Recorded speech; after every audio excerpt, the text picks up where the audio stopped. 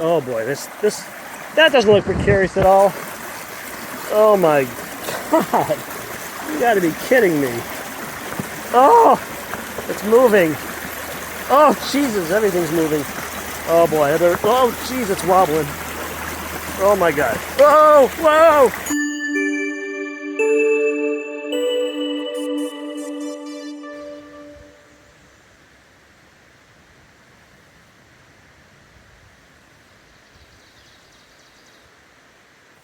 Morning, campers. It is Thursday, May the 5th. Thought I'd give you a quick tour of one of my favorite campsites. So I'm just about ready to pack up the tent. There's my things. There's a little campfire ring over here. That's where I have my dinner, on those logs. There's my favorite part of this campsite. Got a rushing creek down here. And if you look over on the other side, there is a beautiful multi-tiered waterfall.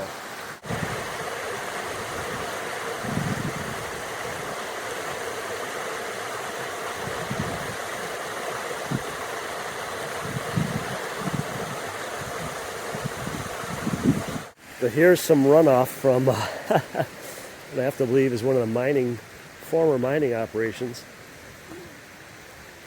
So that's a little disconcerting, seeing this kind of orange tinge to the water coming out of the hillside right up there. That's why I filter the water with an activated carbon filter. That's it, that's my campsite. Just a beautiful spot, very flat. I had the whole site to myself. Really, really spectacular. As you can see, the sun is shining this morning. There's the sun in the sky. It's still a bit brisk. I gotta get moving, get my blood pumping here because I got goosebumps. The former village of Rausch Gap, which you can not see any remnants of.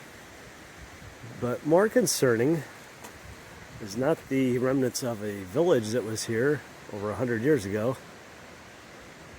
but there's a sign up here that says alternate dry route AT 1.6 miles, because right here it says water crossing beaver dam ahead.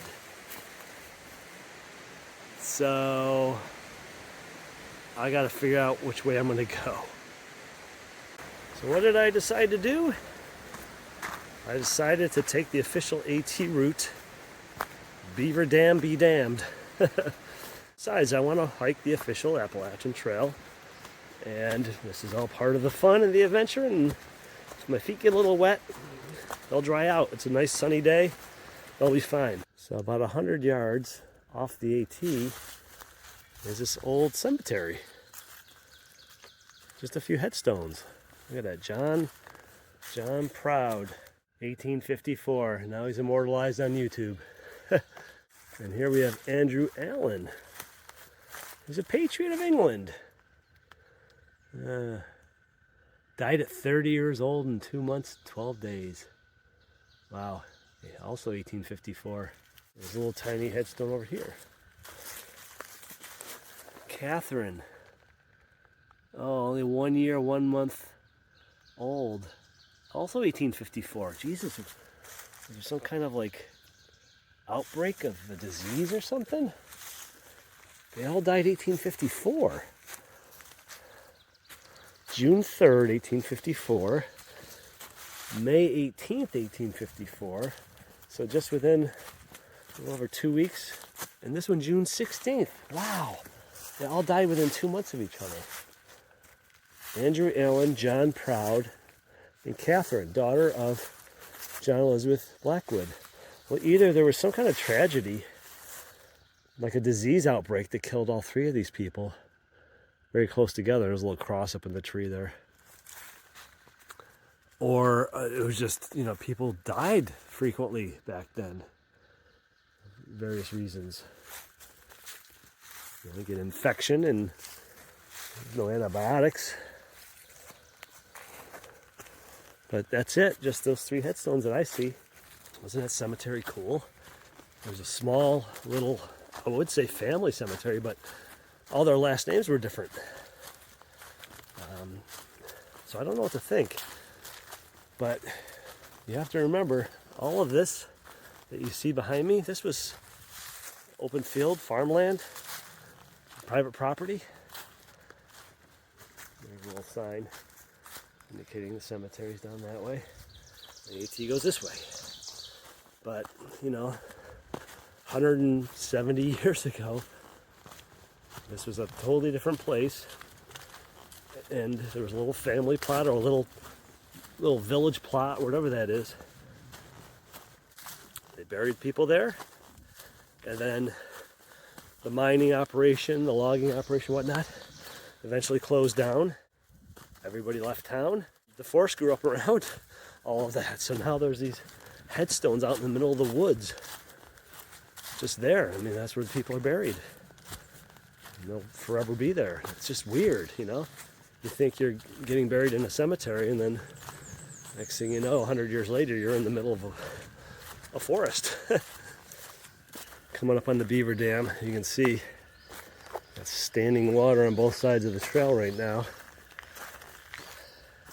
It's basically going to test my Cranberry Lake skills crossing those beaver dams. Oops. So I'm going to get up here. This looks like it's going to be a little challenging. There is a board and there's some logs. I'm going to give it my best shot here. I'm going to have to stop filming though and use my poles and see if I can't get across without getting soaked. Okay, I'm past the beaver dam, so how'd I do? Well, I'd say 50-50 because right shoe is pretty dry. My left one totally soaked. My fault. I was on a log. I was perfectly fine, and I steadied myself, and then I went to swat at a mosquito, and the log I stepped on with my left foot rolled, and so my foot rolled off the log into the water up to about my ankle. So my left foot got soaked. Okay, so yeah, I gotta go across that board, across that tree, and then over another board on the other side. Okay, this should be interesting. Let's go. Let's try this one with one hand in the camera. Okay, here I go. Oh! Oh, made it. Whew.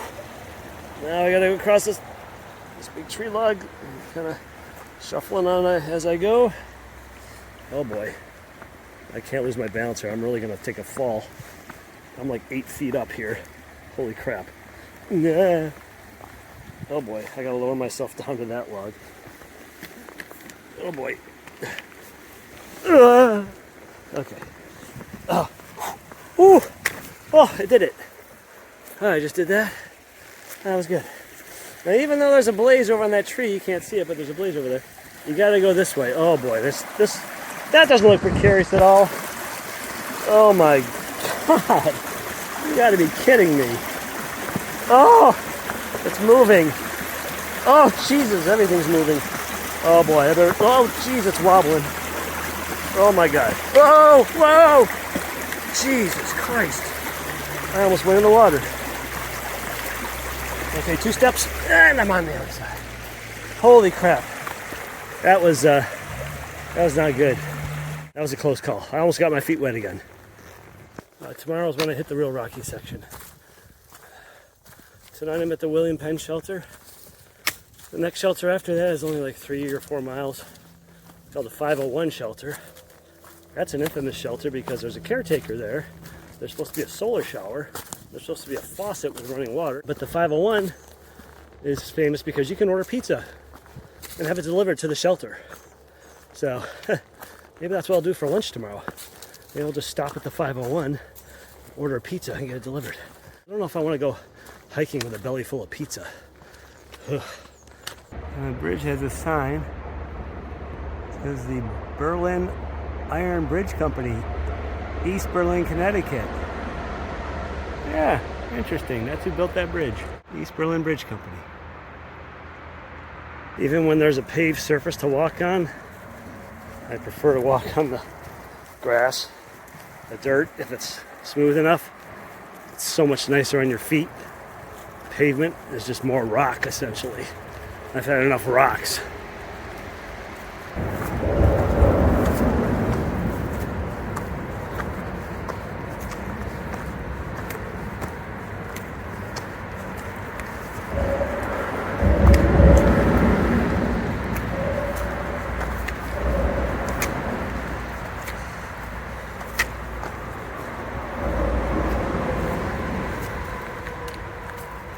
I'm about 6.5 miles from the shelter. I think most of the uphill's done. I was wrong. I've been spending the last 45 minutes going uphill, almost exclusively. And now I think I am at the top, because I can't see anything higher around me. But I also see the trail ahead of me, which is back there. It's just a big old pile of rocks. Oh God. Rocks and sun and uphill. My three worst combinations on the Appalachian Trail. Alright, well, trail ain't gonna hike itself. I looked off trail and I said, what the heck is that? And I believe these are old insulators from a power line, ceramic insulator. I could be wrong, but I think that's what it's from. Well, I was right. Sign right there that says abandoned power line. So there used to be a power line running through here, and there is that crazy insulator inside the campfire ring. Look at that woodpecker hole. It's kind of rectangular. That's a woodpecker that's good at geometry. Okay, I'm coming in to the shelter, 0.2 of a mile. And what a day. My feet are screaming, they're burning. It's not so much that today's miles are that much harder, it's just the cumulative effect of pounding them on these rocks. At least it's kind of smoothed out. It's mostly dirt for the last couple of miles. Same mileage tomorrow, but it's going to be worse for two reasons. Number one, it's supposed to be raining. And two, tomorrow is when I hit the really bad rocky stuff. The sharp, jagged rocks on edge, like knives. It's been a tough day, but not as bad as it could have been. There were some nice soft stretches that broke it up a little bit. Otherwise, my feet would just be on fire. I mean, they're burning now, but I mean, they would just be. I would be almost unable to walk. I'm kind of limping a little bit now as it is, because my heels are so tender.